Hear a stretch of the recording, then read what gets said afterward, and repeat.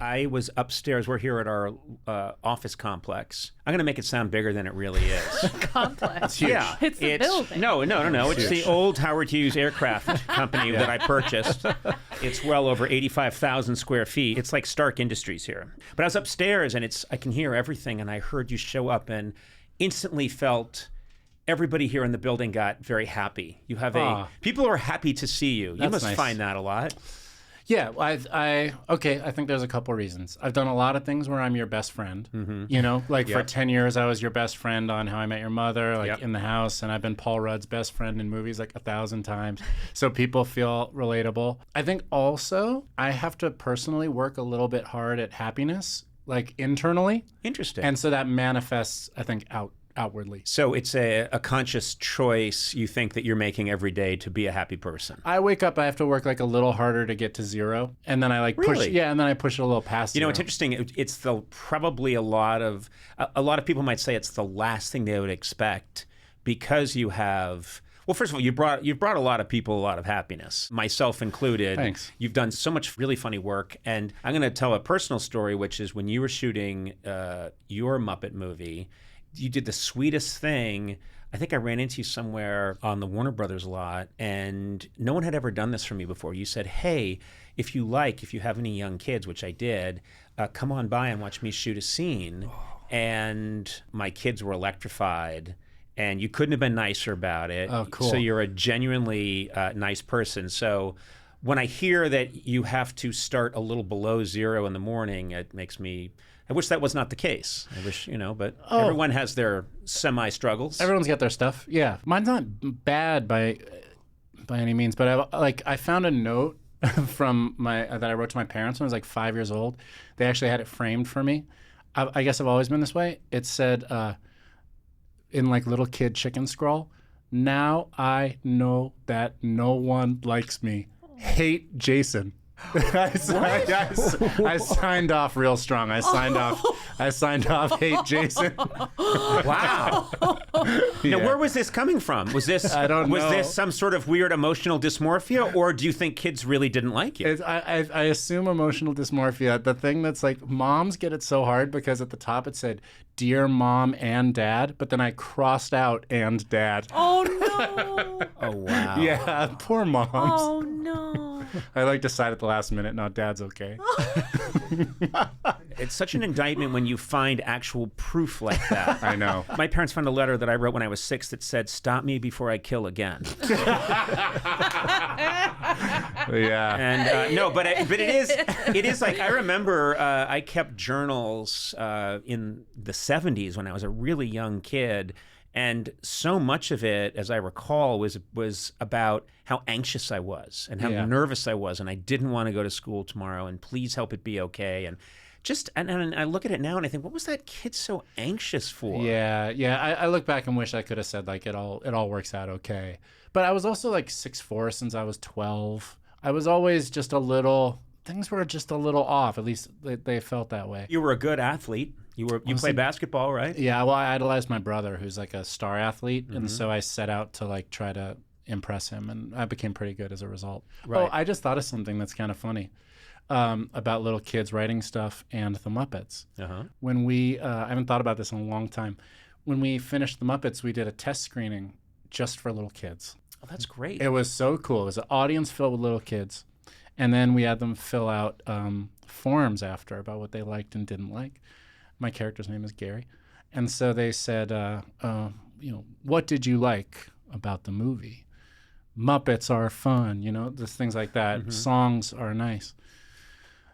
What didn't you like about the movie? And one kid wrote, Gary's face. Oh, Jesus Christ. Oh, it's so specific. Yeah. It's so specific. Oh. Well, what was that kid's face like? Yeah. You should Damn talk. right. Yeah, That's exactly. Yeah, fuck that Actually, I kid. know that Yeah. kid. That's a good-looking kid. Really? Yeah. It was Real easy. It was a young Timothy Chalamet. He was at the screening. He was like 8. And he's right. Compared to his face, That's our right. faces suck. That's right. Well, No, now he's outed, and we right. can go after him. Yeah. Let's get him. That's fantastic. It's the best. It's the best. You do have those moments where no matter what you achieve in this business, and you've achieved quite a bit, it doesn't matter. I'm always reminded there's something very humbling. We're all about 5 seconds away from being brought right back down to how we felt Totally. about ourselves in 3rd grade. Yeah, 100%. I don't think one of the really important things I learned, and I learned it early, luckily, but it caused like a version of a breakdown, was you're really indoctrinated to believe like these things are going to do it. Yes. And then if you're like crazy lucky enough to achieve the things, and then you find out, oh, it doesn't do it, it's like a scary moment.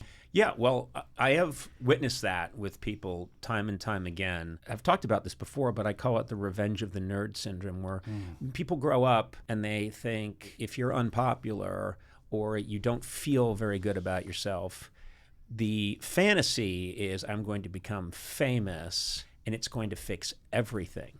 And of course it doesn't. And then what you see sometimes is rage, which turns into depression. Yeah. Because rage turned inwards is depression, and that's what I think happens to a lot of people, and it's just scientific.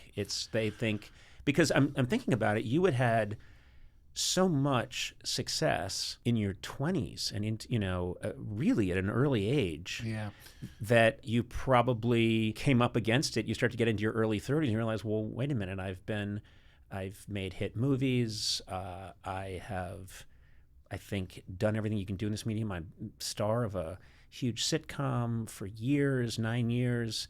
I can say I want to bring back the Muppets, and it happens. You have that ability, and yet you realize something. I'm not thrilled. I'm not thrilled with what's happening. Yeah. I think that I was like making a mistake where I bracketed those things from real life. Like, when this stuff is done and accomplished, I will then go live a great real life. But then you're doing this stuff every day for years and years and years. And then I started to realize, oh, I'm missing it. Like, my friends are having brunch and kids and like all this stuff. And I'm like, I wrote another script, like something, I'd missed something along the way. I think also like the very thing that makes you able to do it might be the thing that kills you if you don't like take your foot off the throttle. Yep. Especially if you felt awkward as a kid, there's a real like I will show them quality that is like really helpful motivation. Like, watch this. Am I allowed to swear here?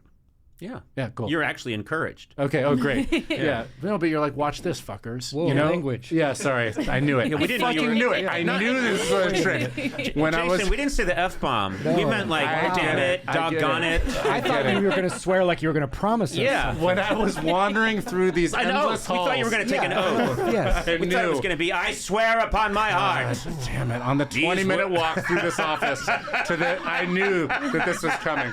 Through our research and development It was. facility, our laboratories. I knew This is it. bullshit. I knew it. No, but like, so a really interesting. I tend to note these things and try to remember them. But my best friend is a really smart guy, Irish guy, and For you to call us best friends is very mean. it's really sweet. I meant it when I said that thing at the beginning. And I am Irish. Yeah. No, please continue. I wrote something like 7 years ago, and it never got made. And you know how it goes. It's like a parabola. Your relationship to the business, and things are nice at the moment, and got a call. Maybe we can make that movie after all, right? And I was sitting with my friend. I have a really lovely house in an orchard in Ojai, and I was sitting there, and this thing came out of my mouth. I said, "Gosh, I hope I make this movie. That'll show him." And then my friend looked at me, and he kind of like looked at the orange grove, and he said, "Jason, at this point in our lives, who is them?" It was a really important thing. It like shook something loose in me. Yes, yeah. Who's them anymore? And they don't care. Right. Well, first of all, I know exactly who they are. Right. And I am going to fucking show them. Damn Chalamet. Well, I'm sorry, but what has he got that I don't got? He couldn't be more your opposite, Timothy What Chalamet. are you talking about? Every single We are both very good-looking, Nothing in talented young actors. That's right.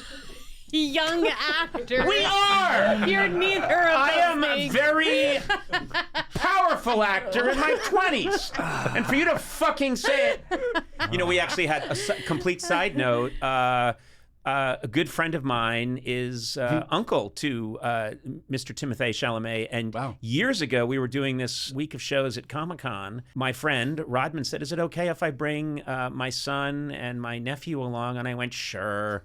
And they came along. I don't even remember this. But they came to our like rap party. Yeah. You know, no one was talking to them, so I was chatting with them.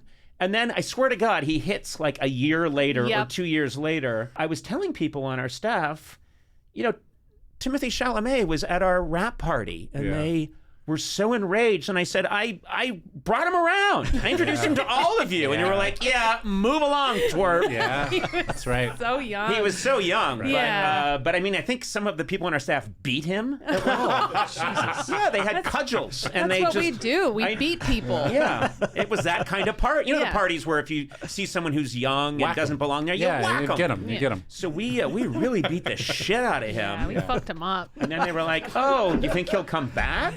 He used to be really good looking until you guys got a hold of him. Yeah. No, he was really ugly. And our beating, we beat him into beauty. Yeah. Oh, you beat him with the pretty stick. Yeah, we sure did. He owes his career to us. And our beat down at the rap He got party. radical plastic surgery after our beating, and the doctor took off the bandages and like, oh my God, I'm You're gorgeous. you need to be in Dune. That's what the doctor said.